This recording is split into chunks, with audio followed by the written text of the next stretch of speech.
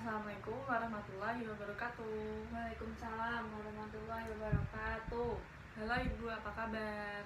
Alhamdulillah baik. Ibu sudah makan? Sudah. Alhamdulillah. Ibu jangan lupa makan ya sebelum beraktivitas, nanti lemes loh. Perkenalkan, nama saya Revi Rosmayanti.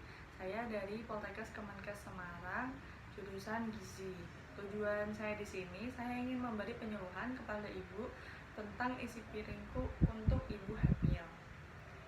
Nah, langsung saja. Yang pertama, nah, siapa sih ibu hamil itu? Ada yang tahu kah kira-kira? Tidak. Nah, jadi untuk penjelasan ibu hamil sendiri adalah ibu hamil ini biasanya terdapat pada wanita usia subur atau biasa disebut dengan WUS. Kira-kira wanita usia subur ini antara umur 20 sampai 35 tahun. Nah, ibu-ibu juga harus hati-hati ya, karena pada saat ibu hamil ini ada beberapa gangguan gizi yang dapat terjadi. Kira-kira apa aja sih gangguan gizi yang dapat terjadi pada ibu hamil? Tahu nggak? Enggak. Nah, untuk penjelasannya saya akan menjelaskan sedikit, yaitu gangguan gizi pada ibu hamil. Yang pertama di sini ada KEK atau kurang energi kronis, dan di sini ada anemia. Nah, untuk anemia ini tidak asing ya Bu, karena biasanya anemia ini terdapat pada wanita yang dengan kadar HB rendah. Nah, saya akan menjelaskan sedikit tentang mereka berdua ini. Yang pertama ada anemia. Nah, jadi anemia ini adalah sel darah merah yang terdapat di dalam tubuh tetapi memiliki kandungan hemoglobin yang rendah atau di bawah normal. Nah, dari penyakit ini penyebabnya yaitu kekurangan zat besi atau biasa juga disebut Fe.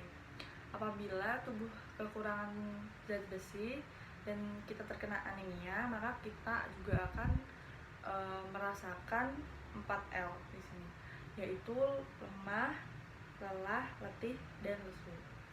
Nah, untuk selanjutnya ini ada KEK atau kurang energi kronis.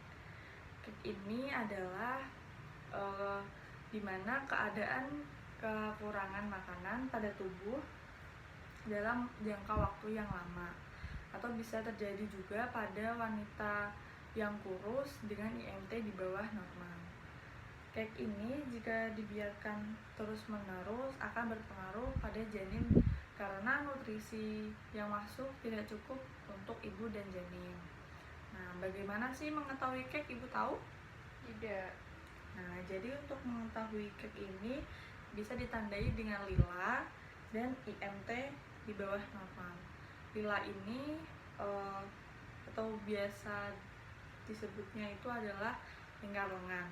Lingkar lila ini normalnya adalah 23 cm dan IMT di bawah normal dengan normal itu adalah 18,5 kg per meter kuadrat. Nah, selanjutnya dari penjelasan singkat ini ibu ada yang tahu nggak gimana sih cara mencegah hal tersebut? Dengan makan makanan bergizi. Nah, betul sekali apa yang dikatakan ibu.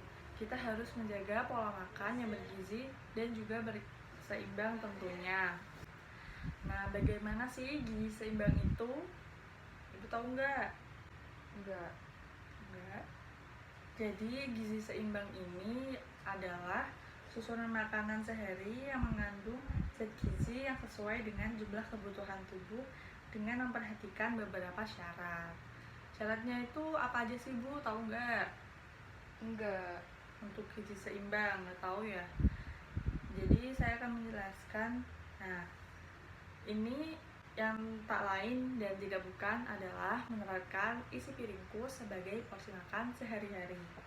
Nah, jadi isi piringku ini adalah salah satu panduan makanan sehat yang bisa digunakan sebagai acuan sajian untuk sekali makan. Nah, bisa dilihat gambar di sini bahwa ini adalah model untuk isi piringku, dan di sini adalah yang sudah diterapkan oleh kita. Nah, untuk di sini sama ya, ada makanan pokok, di sini juga ada lauk, di sini ada buah dan ada sayuran. Untuk makanan pokok yang terdapat dalam contoh ini adalah ini nasi dan ini adalah kentang. Untuk lauk pauk di sini ada sosis dan telur, di sini ada oseng udang. Untuk buah-buahan di sini ada pisang, di sini ada nanas, dan sayurannya ini dua-duanya adalah salad sayur. Nah, sekarang kita akan membahas tuntas seputar bagaimana sih isi piringku. Nah, jadi yang pertama ini adalah makanan pokok. Semua jenis makanan yang menjadi sumber gizi dasar bagi manusia. Nah, seperti yang kita lihat pada isi piringku pada makanan pokok ini menempati 2/3 bagian dari setengah piring. Segini ya Bu. Nah, ini itu kita porsi sehari itu bisa 3 piring sampai 5 piring, atau biasa 300 sampai 500 gram. Nah, untuk sumber makanan pokok ini, Ibu tahu nggak apa sih sumber makanan pokok itu ada apa aja, Bu? Nasi, kentang, roti, mie. Nah, kira-kira seperti itu ya Bu. Untuk memenuhi kebutuhan ini juga ada pemorsian agar lebih mudah lagi untuk kita bisa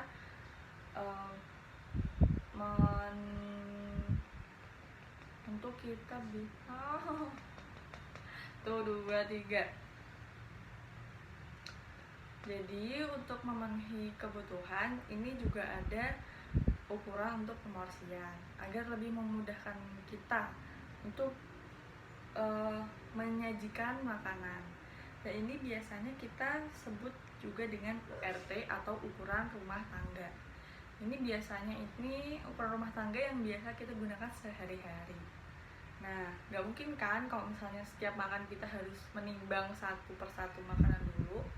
Nah, ini saya akan menjelaskan untuk URT makanan pokok ya Bu. Di sini untuk 1 URT nasi itu 100 gram itu ada 2 centong.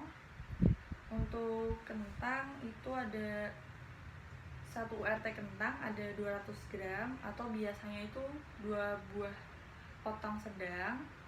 Untuk 1 URT mie basah itu ada 200 gram, atau biasanya 2 gelas yang kecil itu.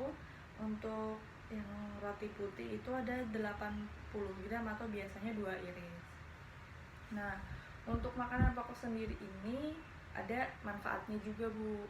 Jadi untuk manfaat makanan pokok ini adalah sebagai sumber energi, membantu menjaga massa otot, meningkatkan kesehatan pencernaan, dan mengendalikan berat badan. Seperti itu.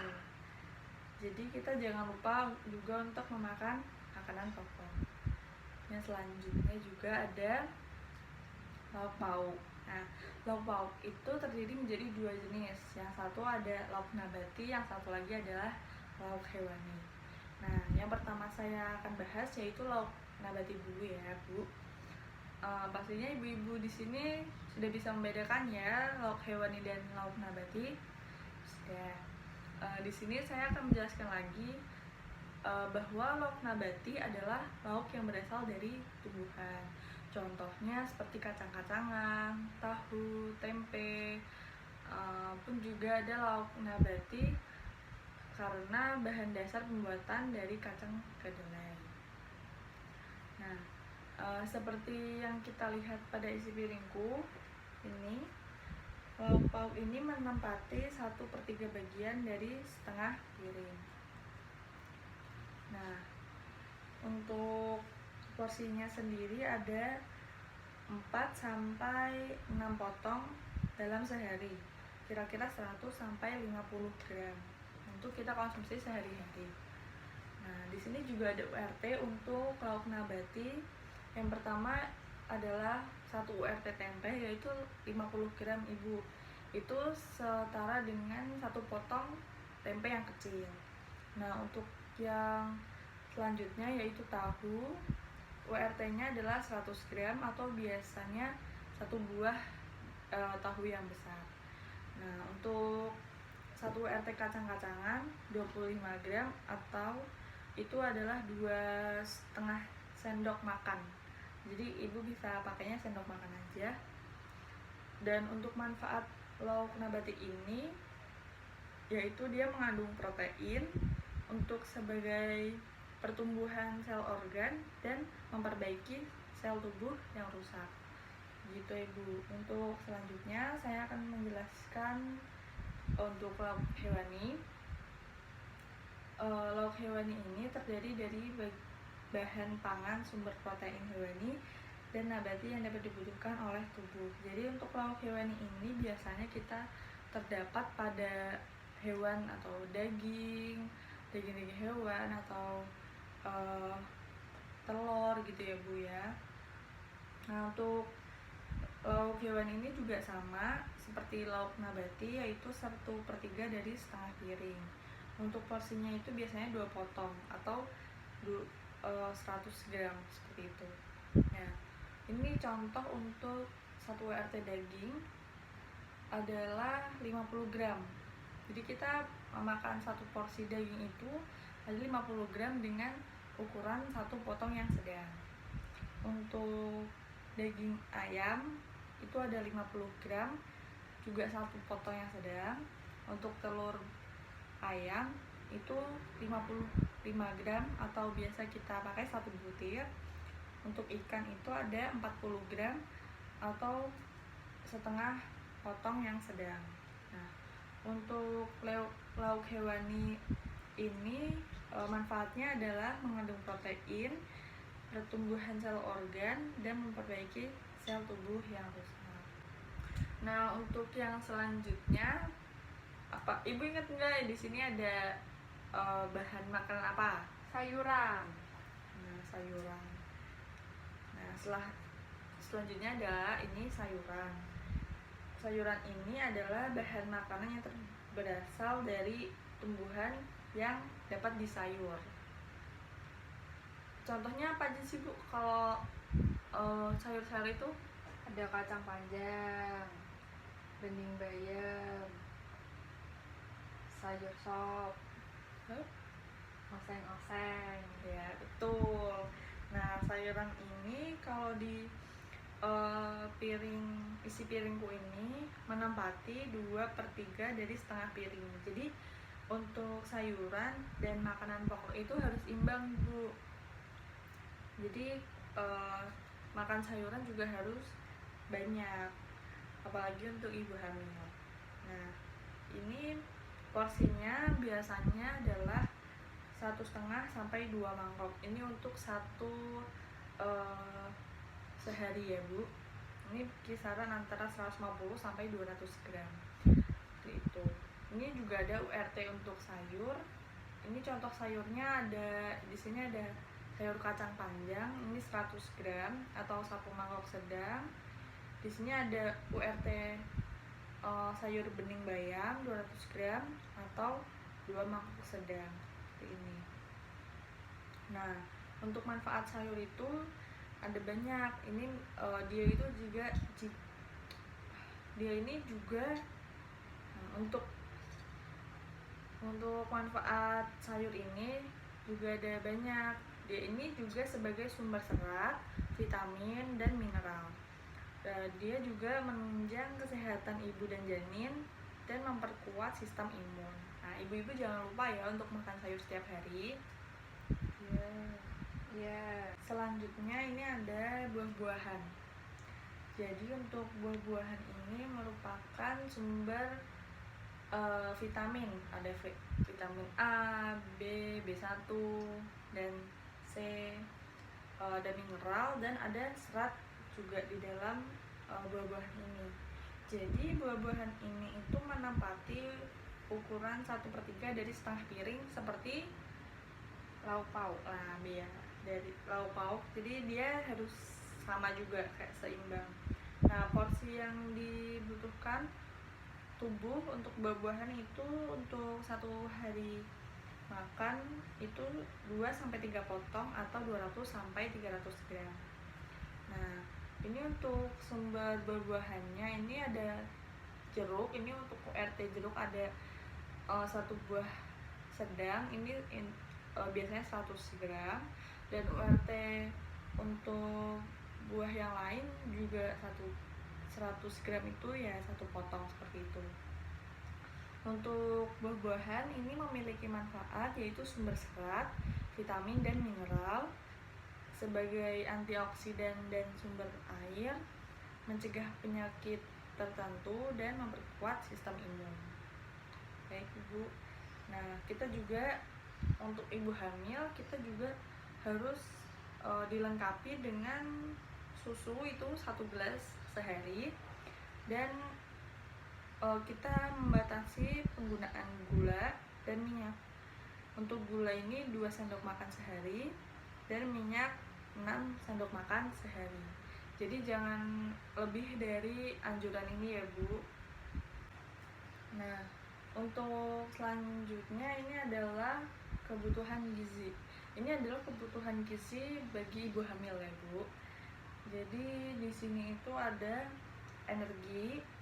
Energi itu untuk trimester 1 itu ada tambahan sekitar 180 kilokalori, dan trimester 2 dan 3 itu ada tambahan sekitar 300 kilokalori. Jadi seperti itu. Ada juga ini protein. Ini dikonsumsinya 40-70 gram per hari. Ini ada lemak, itu kebutuhan lemak itu 20-25% dari total kebutuhan energi. Dan karbohidrat itu dikonsumsi 3 porsi karbohidrat per hari. Nah, selanjutnya ini penting banget ya Bu. Soalnya ini tuh bisa namanya ya.